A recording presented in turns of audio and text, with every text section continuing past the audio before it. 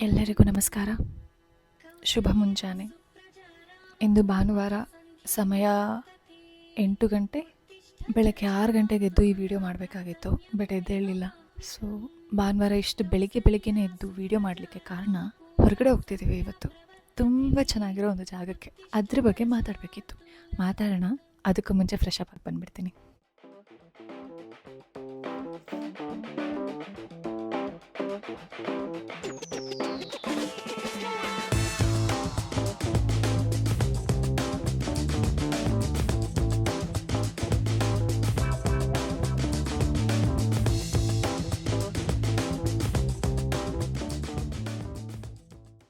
Okay, so fresh up ಆಗಿದ್ದಾಯಿತು. ಎಲ್ಲಿ ಹೋಗ್ತಿದ್ದೀವಿ ಅಂತ ಹೇಳ್ತೀನಿ ಅಂತ ಅಂದೆ ಅಲ್ಲ. ಸೊ ಇವತ್ತು ನಾವೆಲ್ಲಿ ಹೋಗ್ತಿದ್ದೀವಿ ಅಂದರೆ, ಅಪ್ಪು ಟೀ ಬಂದೆ. 2 ನಿಮಿಷ ಟೀ ಮಾಡ್ಕೊಟ್ಟು ಬಂದು ಹೇಳ್ತೀನಿ.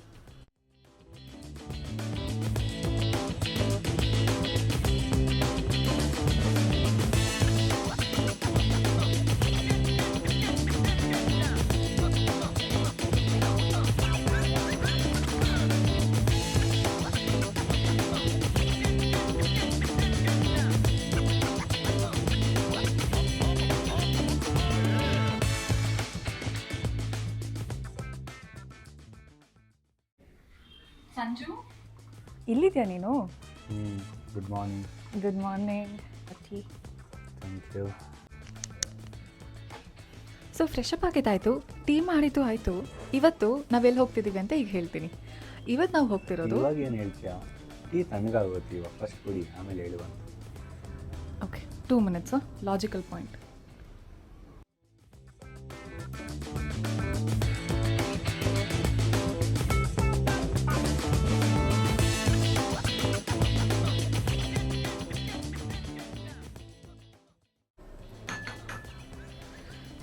ಓಕೆ, ಟೀ ಕುಡ್ತಿದ್ದಾಯ್ತಲ್ಲ, ಇವಾಗ ಹೇಳ್ಬೋದಾ ಎಲ್ಲಿ ಹೋಗ್ತಿದ್ದೀವಿ ಅಂತ? ಇವಾಗ ಆಲ್ರೆಡಿ 9 ಗಂಟೆ ಆಗಿದೆ. ನೀನು ರೆಡಿ ಆಗೋದೇ 1 ಗಂಟೆ ತೊಗೊಳುತ್ತೆ. ಹೋಗ್ಬಿಡೋಣ ಬಾ, ಫಸ್ಟ್ ಕಾರಲ್ಲಿ ಕೂತ್ಕೊಂಡು ಹೇಳುವಂತೆ. I am really sorry guys, ಅದು ನಿಜಾನೇ. ರೆಡಿ ಆಗಿಬಿಟ್ಟು ಬಂದು ಹೇಳ್ತೀನಿ, ಓಕೆನಾ?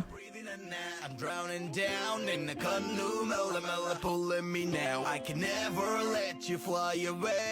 Yo, you're my baby, wanna see you every day. Going crazy, 이게 있는다. I'm never easy. 이게 들리는 나, like you just keep trying every day. You're filled in my heart in every way. Huna, huna, huna, hele maina. Day and night ನಿನ್ನ ಸುತ್ತ wifi ಆಗ್ಲೇನಾ. Hi, welcome back. So ready ಆಗಿದ್ದು ಆಯ್ತು, ಕಾರಲ್ಲಿ ಕೂತಿದ್ದು ಆಯ್ತು, ಮನೆಯಿಂದ ಹೊರಟಿದ್ದು ಆಯ್ತು. ಈಗ ಹೇಳ್ಬೋದಾ ಎಲ್ಲಿಗೆ ಹೋಗ್ತಿದೀವಿ ಅಂತ? ಅಯ್ಯೋ ಇರು, ತಿಂಡಿ ಬಂದ್ಬಿಡ್ತು, ತಿಂಡಿ ಮಾಡ್ಕೊಂಡು ಹೋಗೋಣ. ನನ್ನ ಸಬ್ಸ್ಕ್ರೈಬರ್ಸ್ ಎಲ್ಲ ಅನ್ಸಬ್ಸ್ಕ್ರೈಬ್ ಮಾಡ್ತಾರೆ ಇವಾಗ ನಾನು ಹೇಳಿಲ್ಲ ಅಂದ್ರೆ. ತುಂಬಾ ಶಾರ್ಟ್ ಆಗಿ ಹೇಳ್ತೀನಿ, ಓಕೆನಾ? ಓಕೆ, ಅದಾದ್ಮೇಲೆ ತಿಂಡಿ ಮಾಡೋಣ. ಅಪ್ರೂವಲ್ ಸಿಕ್ತು, ಸೊ ಎಲ್ಲಿಗೆ ಹೋಗ್ತಿದೀವಿ ಅಂತ ನಾನು ಹೇಳ್ಬೋದು. ಇವತ್ತು ನಾನು ನಿಮ್ಮನ್ನೆಲ್ಲ ಒಂದು ತುಂಬಾ ಹಳೆಯ ದೇವಸ್ಥಾನಕ್ಕೆ, ಪುರಾತನ ದೇವಸ್ಥಾನಕ್ಕೆ ಕರ್ಕೊಂಡು ಹೋಗ್ತಾ ಇದ್ದೀನಿ. ಈ ದೇವಸ್ಥಾನ ಬೆಂಗಳೂರಿಂದ ಸುಮಾರು ಒಂದು 50 ಕಿಲೋಮೀಟರ್ ದೂರದಲ್ಲಿ ಇರ್ಬೋದು ಅಷ್ಟೇ. ತುಂಬಾ ಹತ್ರ ಇರುವಂತಹ ದೇವಸ್ಥಾನ. ಎಲ್ಲಿದೆ ಈ ದೇವಸ್ಥಾನ? ರಾಮನಗರದಲ್ಲಿದೆ. ಆಕ್ಚುಲಿ ಇದು ಚನ್ನಪಟ್ಟಣ ತಾಲೂಕಿಗೆ ಸೇರುತ್ತೆ. ಚನ್ನಪಟ್ಟಣಕ್ಕೂ ರಾಮನಗರಕ್ಕೂ ಹತ್ರದಲ್ಲಿದೆ. ಸೊ ತುಂಬಾ ಹಳೆ ದೇವಸ್ಥಾನ ಏನೋ ಸರಿ.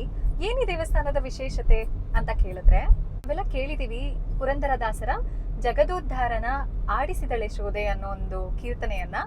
ಆ ಕೀರ್ತನೆಗೆ ಇನ್ಸ್ಪಿರೇಷನ್ ಬಂದು ಈ ದೇವಸ್ಥಾನ ಅಂತ ಹೇಳ್ತಾರೆ. ಇಲ್ಲಿ ಕೃಷ್ಣ ಅಂಬೆಗಾಲಲ್ಲಿ ನಡೀತಾ ಇರುವಂತಹ ಒಂದು ಮೂರ್ತಿ ಇದೆ. ಆ ಮೂರ್ತಿನ ನೋಡಿ ಪುರಂದರದಾಸರು ಇನ್ಸ್ಪೈರ್ ಆಗ್ತಾರೆ ಆ ಒಂದು ಹಾಡನ್ನ ಬರೆಯೋದಕ್ಕೆ ಅಂತ ಹೇಳ್ತಾರೆ. ಜಗದೋದ್ಧಾರನ ಆಡಿಸಿದಳೆ ಶೋಧೆ ಅನ್ನೋದು ತುಂಬಾ ತುಂಬಾ ತುಂಬಾ ಸೊಗಸಾಗಿರುವಂತಹ ಒಂದು ಕೀರ್ತನೆ. ನನಗಂತೂ ತುಂಬಾನೇ ಇಷ್ಟ. ಮತ್ತೆ ಈ ದೇವಸ್ಥಾನದ ಮೂಲ ವಿಗ್ರಹ ಕೆತ್ತಿರೋದಲ್ಲ, ಉದ್ಭವ ಮೂರ್ತಿ, ತಾನಾಗಿ ತಾನೇ ಉದ್ಭವ ಆಗಿರೋದು. ಇನ್ನೊಂದು ವಿಶೇಷತೆ ಈ ದೇವಸ್ಥಾನದ ಏನಂದ್ರೆ, ಶ್ರೀರಾಮಚಂದ್ರ ವನವಾಸದಲ್ಲಿರ್ಬೇಕಾದ್ರೆ ಈ ದೇವಸ್ಥಾನಕ್ಕೆ ಬಂದು ಅಲ್ಲಿರೋ ಉದ್ಭವ ಮೂರ್ತಿಗೆ ಪೂಜೆಯನ್ನ ಸಲ್ಲಿಸಿದ್ರಂತೆ. ಅದೆಲ್ಲ ಸರಿ, ಈ ದೇವಸ್ಥಾನದ ಹೆಸರೇನು ಹೇಳ? ದೇವಸ್ಥಾನದ ಹೆಸರೇನು? ಅಥವಾ ಅಲ್ಲೇ ಹೋಗಿ ತೋರ್ಸದ? ಅಲ್ಲೇ ಹೋಗಿ ತೋರ್ಸೋಣ. ಓಕೆ, ಆ ದೇವಸ್ಥಾನದ ಹೆಸರನ್ನ ನಾನು ಅಲ್ಲೇ ಹೋಗಿ ರಿವೀಲ್ ಮಾಡ್ತೀನಿ. Stay tuned. ಸೊ ರಿವೀಲ್ ಮಾಡೋದಕ್ಕೂ ಮುಂಚೆ ಬ್ರೇಕ್ಫಾಸ್ಟ್ ಮಾಡ್ಕೊಂಡು ಬಂದ್ಬಿಡೋಣ.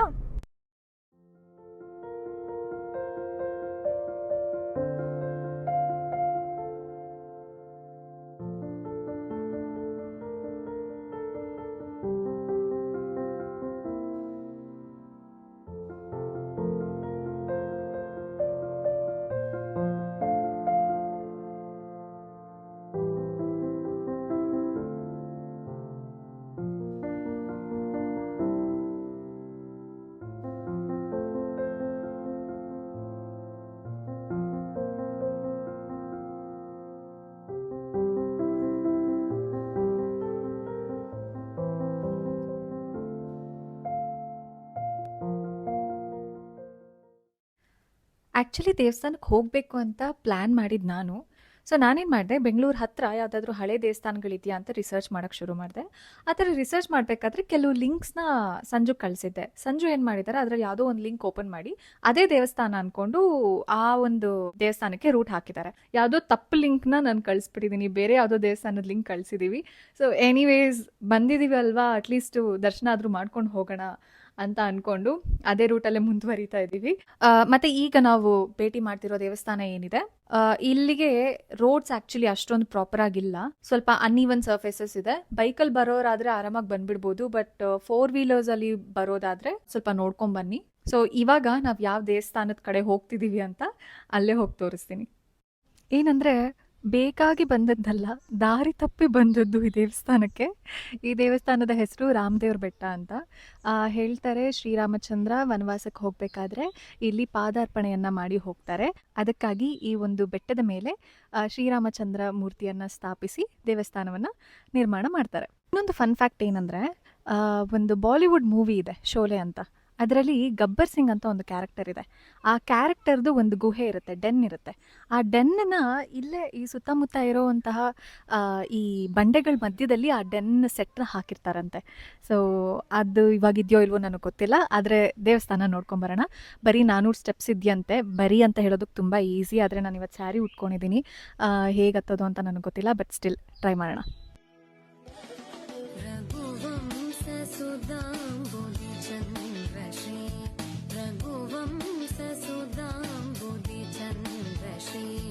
ರಾಮ ರಾಮ ರಾಜೇಶ್ವರ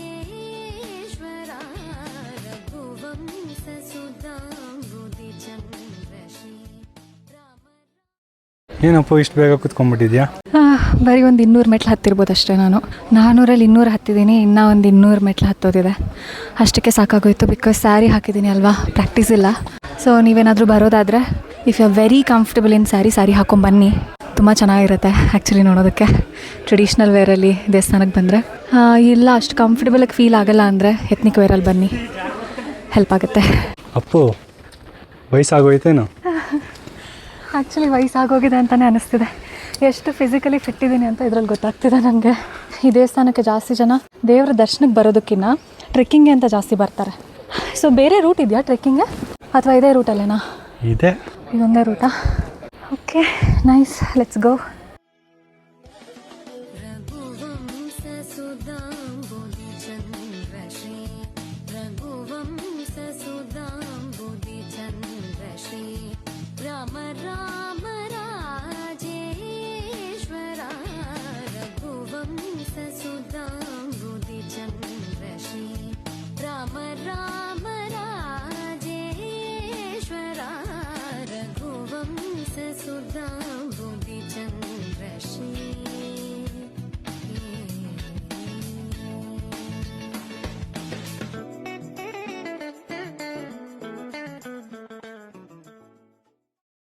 ರಾಮಚಂದ್ರಾಯ ಜನಕರಾಜಾಮನೋಹರಾಯ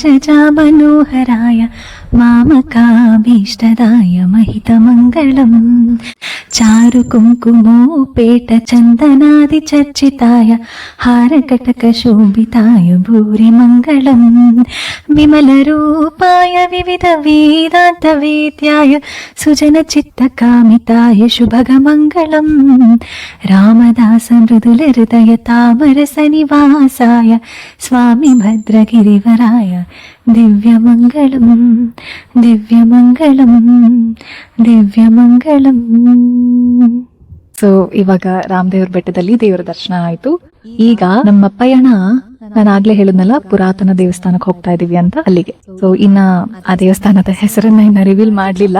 ಈಗ 4 ಗಂಟೆಗೆ ಆ ದೇವಸ್ಥಾನ ಓಪನ್ ಆಗುತ್ತಂತೆ. ಸೊ ಅಲ್ಲೇ ಹೋಗಿ ಆ ದೇವಸ್ಥಾನ ಯಾವ್ದು ಅಂತ ತೋರಿಸ್ತೀನಿ.